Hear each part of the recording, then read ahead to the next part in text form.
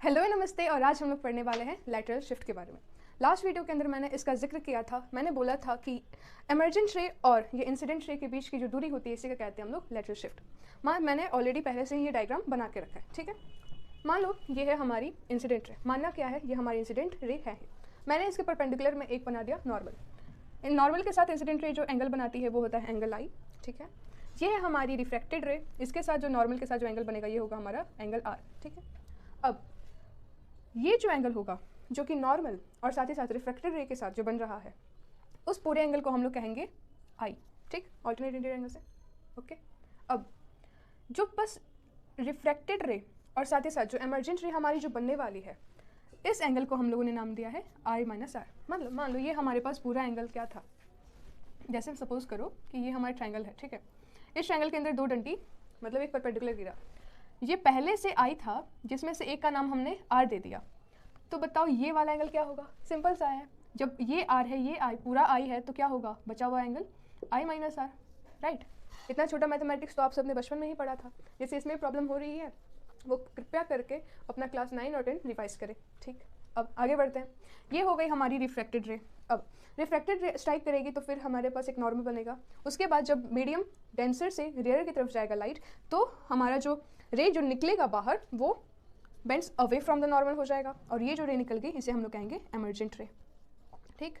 ये सारी चीज़ें मैंने लास्ट वीडियो में भी बताई थी। बट और ये जो रे हमारी जो इंसिडेंट रे है उसे आना इधर था बट वो आधे पे अटक गई। ये जो बनती हुई जो बन नहीं रही है बट हमने उसे बनाया है, कौन सी रे है, ये है हमारी इंसिडेंट रे है, ठीक है। कौन सी रे है, इंसिडेंट रे है, जो दिखने नहीं वाली बट दिखा रहे हैं, ओके। अब हमें फाइंड क्या करना है, हमें ये दूरी फाइंड करनी है, ये शिफ्ट जो इमर्जेंट रे और इंसिडेंट रे के बीच की जो दूरी है इसे मान लो मैंने x दे दिया नाम, तो इसी डिस्टेंस को इसी परपेंडिकुलर दूरी को हम लोग क्या कहते हैं, लेटरल शिफ्ट। लेटरल शिफ्ट को मैंने किस चीज़ से एक्सप्रेस किया है, x से। अब ये आपके सिलेबस में है पहली बात, पर ये उतना ज़्यादा इंपॉर्टेंट है नहीं, तो सिर्फ इसका फॉर्मूला जानेंगे। बट इसका जो फॉर्मूला है वो थोड़ा सा कॉम्प्लिकेटेड रहता है, इसके लिए मैंने इसका डेरिवेशन कराने का सोचा है। लेकिन अगर डेरिवेशन हो जाता है तो हमें काफ़ी सारी चीज़ें हद तक आसान दिखने लगती है। तो चलिए अब इसका नामकरण करते हैं हमने इस। और हाँ, एक और बात, ये जो ग्लास स्लैब है, ठीक है, जो हमने ग्लास स्लैब रखा है इसका हाइट हमने टी रखा है, ठीक है। अब नामकरण करते हैं। ग्लास स्लैब का नाम है PQRS। इस पॉइंट को हम लोगों ने नाम दिया A, इस पॉइंट को नाम देते हैं B, ये वाला पॉइंट को नाम देते हैं C और इस वाले पॉइंट को हमने नाम दिया D। अब क्या आपको इसमें दो ट्रायंगल दिख रहे हैं? अगर हाँ तो बहुत अच्छी बात है, नहीं दिख रहे तो मैं दिखाती हूँ। एंगल ABC ये ट्रायंगल है। ट्रायंगल कौन सा ट्रायंगल, एक ट्रायंगल है ABC, ठीक, और दूसरा वाला बाद में बताएंगे। पहले इस ट्रायंगल ABC के अंदर क्या करना है वो देख लेते हैं। तो हम प्रूफ कैसे करते हैं, लाइक लिखते हैं ना, इन ट्रायंगल ABC क्या हो रहा है। पहले इस ट्रायंगल को बना देते हैं, ये और ये, ठीक है। मैं इसे थोड़ा एडजस्ट करके यहाँ पे क्यों लिख देती हूँ ताकि आपको समझ में आए। ये अपना B है, ये C है, ये A है। A के साइड में जो एंगल बन रहा है वो हमारा R है, ठीक है। BC हमें नहीं पता, AC भी हमें नहीं पता। मतलब AC हमें पता है वो क्या है, हमारा T फॉर थिकनेस। क्यों, अगर मान लो हमारे पास ये एंगल है तो एंगल के सामने वाला जो साइड होता है वो क्या होता है, परपेंडिकुलर होता है। तो मतलब BC हमारा परपेंडिकुलर होने वाला है, ठीक। और AB क्या हो जाएगा, हमारा बेस हो जाएगा। और बच गया क्या, AC हमारा हाइपोटेनस हो जाएगा, ठीक है। उल्टा एच लिख दिया, कोई बात नहीं। AC हमारा हाइपोटेनस हो जाएगा, ठीक। हमें मैंने बोला ना कि हमारे पास दो ट्रायंगल हैं, वो दो ट्रायंगल कौन से मैं यहाँ पे बना के दिखा देती हूँ। मान लो हमारे पास ऐसा कुछ ट्रायंगल बनने वाला है, बन रहा है एक्चुअली, आपको दिख नहीं रहा होगा क्योंकि मैंने ड्राइंग थोड़ा ख़राब से बना दिया है, पर ऐसा ही कुछ है। ध्यान से देखोगे तो एक ट्रायंगल ABC है, ये वाला पोर्शन, ये छोटा सा ट्रायंगल, ठीक। दूसरा ट्रायंगल है यहाँ पर ACD, आई होप अभी आपको दिख रहा होगा, ठीक। ACD में जो CD है वो हमारे पास x है, ओके। AC हमें नहीं पता, ना ही इस ट्रायंगल के अंदर और ना ही उस ट्रायंगल के अंदर, पर AC का एप्लीकेशन उस ट्रायंगल के अंदर भी है, इसलिए हम लोग AC को कंसीडर करेंगे। तो अब मेरे को एक ऐसा चीज़ बताओ, मतलब एक ऐसा एंगल बताओ जिसके अंदर हमारे पास बेस होगा और साथ ही साथ हाइपोटेनस होगा। साइन तो हो नहीं सकता, होगा क्या, कॉस होगा। क्यों, क्योंकि कॉस का हमें पता है, कॉस मतलब क्या होता है, बेस अपॉन हाइपोटेनस। साइन हम लोग नहीं लेंगे, हम लोग कॉस क्यों लेंगे, क्योंकि हमारे पास AC का एप्लीकेशन उस ट्रायंगल में भी है। BC लेकर हम करेंगे क्या, इस ट्रायंगल के अंदर तो हमें AC की जरूरत है ना, तो हम लोगों ने AC लिया, तो AC लेने के कारण हम लोगों को हाइपोटेनस ढूंढना पड़ा। अब हाइपोटेनस के लिए हम लोग कॉस का फॉर्मूला यूज़ करेंगे, ठीक। यहाँ तक समझ में आ रहा होगा। अब हमारे पास क्या है, एक तो कॉस है, कॉस एंगल किसके साथ बना रहा है, कॉस R, और बेस अपॉन हाइपोटेनस, ठीक। अब यहाँ पर बेस क्या है, हमारा बेस हमारा क्या है, AB है। और मैंने बोला हमारा बेस जो है वो क्या है, टी है। बेस हमें दिया है, बेस क्या है हमारा, टी। ये जो देखो, ये जो लेंथ दिख रही है, ये वाली लेंथ, ये नॉर्मल, ठीक है, ये जितना बड़ा होगा वो इतना ही बड़ा होगा ना, मतलब यहाँ की लेंथ और यहाँ की लेंथ तो सेम होने वाली है, राइट। तो हमारा बेस जो है वो टी है और हमें हाइपोटेनस नहीं पता, which is equals to cos R, ठीक। इसको मैंने इक्वेशन 1 का नाम दे दिया, या फिर इसे थोड़ा अच्छे से रिफ्रेम करके लिख लेते हैं, A C is equals to T upon cos R, ठीक। ये है हमारा इक्वेशन 1, इसे ध्यान में रखो। फिर अब बात करते हैं दूसरे ट्रायंगल के अंदर। हमारा दूसरा वाला ट्रायंगल क्या था, ए सी डी, ए सी और डी, ये है हमारा दूसरा वाला ट्रायंगल। वो कहाँ पर है, वो ए सी और डी है, ठीक। अब उस ट्रायंगल के अंदर हमारे पास जो एंगल है वो क्या है, आई माइनस आर। मैंने इसे पहले बताया था, राइट, कि ये कौन सा एंगल होने वाला है, आई माइनस आर। मतलब ये हमारा जो एंगल था ये क्या है, आई माइनस आर, ठीक। यहाँ तक सब समझ में आ रहा है। हाँ, थोड़ा सा मैथमेटिकल कैलकुलेशन है क्योंकि शिफ्ट का जो फॉर्मूला है वो थोड़ा सा अजीब सा है, तो आई होप आपको जब डेरिवेशन हो जाएगा तो आपको फॉर्मूला ईजी लगेगा याद करने के लिए, राइट, ठीक है। अब ए सी डी हम ट्रायंगल के अंदर बात करें तो हमारे पास क्या है, हमारे पास एंगल के आगे वाली साइड को हम लोग क्या कहते हैं, परपेंडिकुलर, ठीक है। हाइपोटेनस है, बेस है। हमारे पास ए सी का वैल्यू पता है, तो हम लोग कौन सा मेथड यूज़ करने वाले हैं, हमें परपेंडिकुलर जो हमें जो बेस है उससे हमें कुछ मतलब नहीं है, हमें सिर्फ और सिर्फ परपेंडिकुलर और हाइपोटेनस से मतलब है। हम लोग एडी का लेकर करेंगे क्या, क्योंकि ऑलरेडी हमारे पास एक सी की वैल्यू है, तो हम लोग इसे साइन के रिस्पेक्ट में लिखेंगे। क्यों, क्योंकि हमें परपेंडिकुलर और हाइपोटेनस मिल रखे हैं। अब साइन किसका, तो साइन का एंगल बता दो। साइन का एंगल क्या है, आई माइनस आर है, ठीक है। परपेंडिकुलर हमारा क्या है, एक्स है, और हाइपोटेनस ए सी है। अब इस इक्वेशन के अंदर हमें ए सी की वैल्यू पुट कर देनी है, पर हमें फाइंड क्या करना है, एक्स फाइंड करना है। तो एक्स इज इक्वल्स टू, हम लोग अगर इस इक्वेशन को रिफ्रेम करके लिखे तो हम लोग ऐसे लिख सकते हैं कि sine I minus R into में ए सी, ठीक। अब इस ए सी के अंदर इस ए सी की वैल्यू पुट कर दो तो एक्स की वैल्यू सिंपल सिंपल निकल जाएगी, जो कि होगी sine I minus R into T upon cos R, ठीक। बस that's it, this is the value of X, जो कि आपको याद रखना है। यही है हमारा लैटरल शिफ्ट, ठीक है। So this was it for the lateral shift. अब पढ़ते हैं हम लोग रियल डेप्थ और अपरेंट डेप्थ के बारे में, ठीक। तो चलिए बात करते हैं रियल एंड अपरेंट डेप्थ के बारे में। रियल एंड अपरेंट डेप्थ का कॉन्सेप्ट भी वैसा ही है जैसा लेटरल शिफ्ट का था। ये आपके सिलेबस में है पर इतना ज़्यादा मतलब इंपॉर्टेंट है, बट इसकी जो डेरिवेशन है वो इतनी इंपॉर्टेंट नहीं है और इसका फॉर्मूला बहुत ज़्यादा आसान है, तो मैं उसकी डेरिवेशन के ऊपर जाने भी नहीं वाली। रियल एंड अपरेंट डेप्थ का जो कॉन्सेप्ट है वो क्या कहता है, आपने बचपन में सुना होगा, मतलब बचपन से सुनते हुए आ रहे, आपने क्लास 10 तो पढ़ी ऑब्वियसली। 10th के अंदर हमने ये पढ़ा था कि हमारे पास एक मान लो नदी है या फिर बकेट है, ठीक है, जिसके अंदर पानी है, ठीक है, पानी, ये रहा पानी, ठीक है। अब पानी के अंदर मेरे पास एक ऑब्जेक्ट है, मान लो मछली है, ठीक है। इसे मछली बना देते हैं, ड्राइंग बना जाए कृपया करके, ये है मेरी मछली, ठीक है। इसकी आंखें बना देते हैं, ओके। अब हुआ क्या, मछली की आंखों में से एक किरण निकल रही है, बेसिकली एक रे। ये अजीब सी मछली है जिसकी आंखें बीच में है, ठीक है, समझ लो ये मछली है, इसकी तरफ से एक रे निकल रही है, ठीक है। मतलब मछली पानी के अंदर से ऐसे करके देख रही है, क्या दुनिया है मेरी, एक रे निकली, ठीक है। दूसरी रे एक इधर की तरफ निकल रही है, ठीक।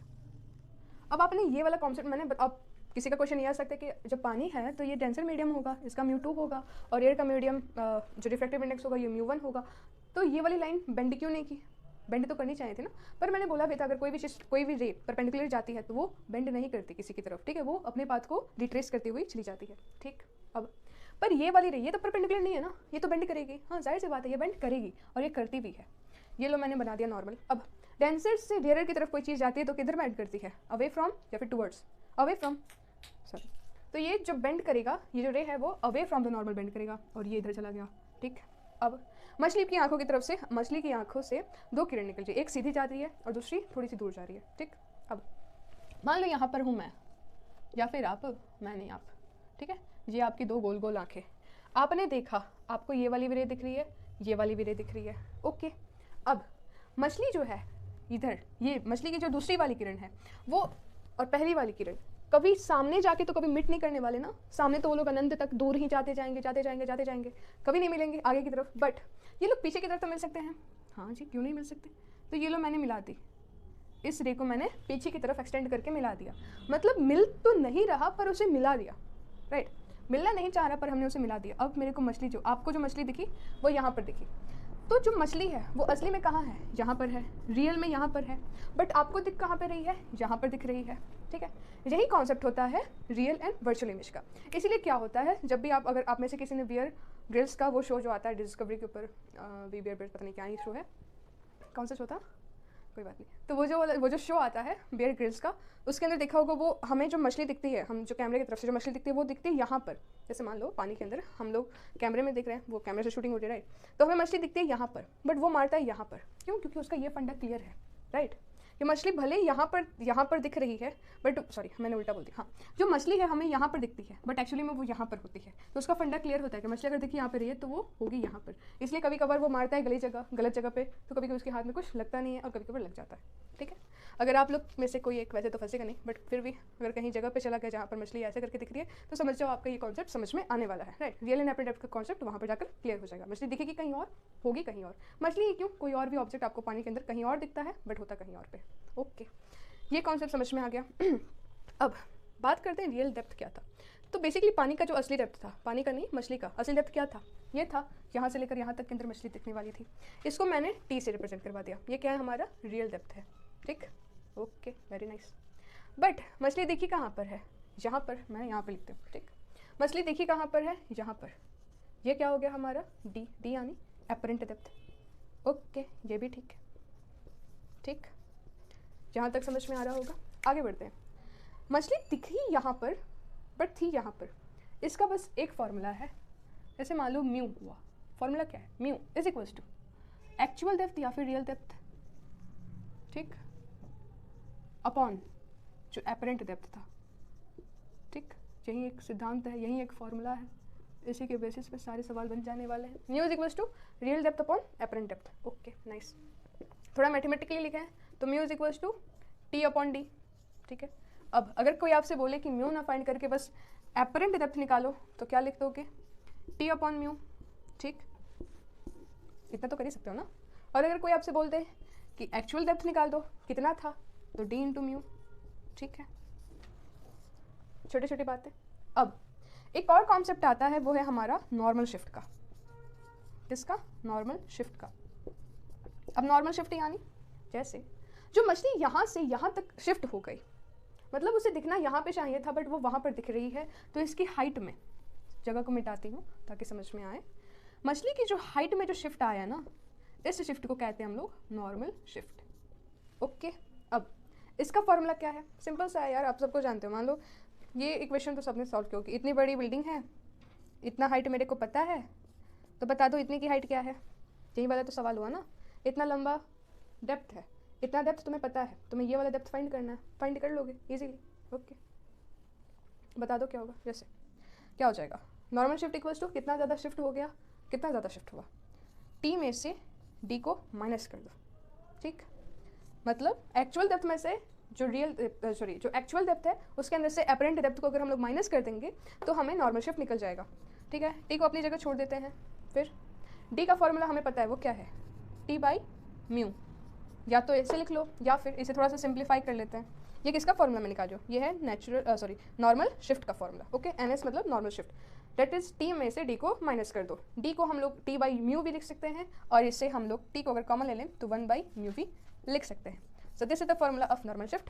आई होप आपको ये real depth and apparent depth का कॉन्सेप्ट समझ में आ गया होगा, और साथ ही साथ आपको लैटरल शिफ्ट का भी कॉन्सेप्ट समझ में आ गया होगा, ठीक है, हो गया होगा। नेक्स्ट वीडियो के अंदर हम लोग देखेंगे TIR, that is total internal reflection, और साथ ही साथ हम लोग देखेंगे क्रिटिकल एंगल क्या होता है, उसके कुछ न्यूमेरिकल, और साथ ही साथ इसके भी न्यूमेरिकल देखेंगे। तो चलिए कुछ क्वेश्चंस कर लेते हैं रियल एंड एपरेंट डेप्थ के कॉन्सेप्ट को क्लियर करने के लिए। क्वेश्चन मैं प्रीवियस ईयर क्वेश्चन ही लेने वाली हूँ, ठीक है। पहला क्वेश्चन ये कहता है, ये क्वेश्चन 2015 ISC के अंदर आया था। कब आया था, 2015 के अंदर आया था, वो भी ISC के अंदर। ओके, क्वेश्चन को मैं रीड आउट करती हूँ। एक फिश है, a fish which is eight depth of 12 centimetre. Fish की जो एक्चुअल डेप्थ है, ठीक है, एक्चुअल डेप्थ को हमने कैसे रिप्रेजेंट कर रहे हैं, टी से, ठीक है। तो एक्चुअल डेप्थ बोला है कि 12 सेंटीमीटर है, इन वाटर, वाटर है, वाटर का म्यू दे रखा है विच इज 4/3। ओके, उसको एक ऑब्जर्वर देख रहा है on the bank of the lake. एक लेक के बैंक से एक ऑब्जर्वर उस फिश को दिख रहा है। ओके, बोला है कि उसका जो एपरेंट डेप्थ है उसे बताओ। मतलब एक नदी है, नदी के अंदर मछली है, बोला है कि ऑब्जर्वर जहाँ पर मछली को देख रहा है वो बताओ। मतलब मछली ऑब्जर्वर को कितना ऊपर दिख रही है, और मछली की जो असली हाइट है, असली डेप्थ जो है वो बता रखा है। सिंपल सा सवाल है। अभी हमने इसका फॉर्मूला देखा, एक्चुअल डेप्थ और एपरेंट डेप्थ का क्या था कि जो डी है वो किसके बराबर होता है, टी बाई म्यू के, और हमें डी ही फाइंड करनी है। सिंपल सा फॉर्मूला बैठाएंगे, आंसर सॉल्व हो जाएगा चुटकियों के अंदर, ठीक है। टी क्या है हमारा 12 है, म्यू क्या है 4/3 है। ऐसे कैसे लिख सकते हैं 12 × 3 अपॉन 4, 4 से 4, ठीक है, सॉरी 4 × 3, तो डी हमारा क्या आ जाएगा, सिंपल सा क्वेश्चन था, डी हमारा क्या आ जाएगा 9, और यूनिट्स नहीं बोलनी है 9 सेंटीमीटर, ठीक है। ये पहला क्वेश्चन था। दूसरा क्वेश्चन ले लेते हैं। दूसरा क्वेश्चन ये कह रहा है कि मान लो एक लिक्विड है, ठीक है, एक लिक्विड है जिसका म्यू दे रखा है 1.3, ओके। फिर बोल रखा है कि हमारे पास एक और मछली है, ओके, जिसका अपरेंट डेप्थ दे रखा है 7.7 सेंटीमीटर, और बोला है कि टी निकाल दो। मतलब इतना ही इजी क्वेश्चन बन सकते हैं इसके ऊपर, और ज़्यादा कुछ तो हार्ड बन नहीं सकता। एक ही फॉर्मूला है, उसी को पुट करना है। अब इसके अंदर अब हम लोग फॉर्मूला कौन सा पुट करने वाले हैं, वही फॉर्मूला है, तोड़ ममोड़ के लिखेंगे। मैंने पिछले वाले मतलब मैंने कुछ देर पहले इसका इक्वेशन दोनों तीनों फॉर्म में बताया था। टी इक्वल्स टू क्या लिख सकते हैं, डी इंटू म्यू, डी क्या है हमारा 7.7 इंटू म्यू क्या है 1.3, इंटू करो आंसर आ जाएगा, उसके बाद खुश हो जाना। So that's all. Next video में मिलते हैं TIR के कॉन्सेप्ट के साथ, और साथ ही साथ क्रिटिकल एंगल और उसके कुछ क्वेश्चंस करेंगे।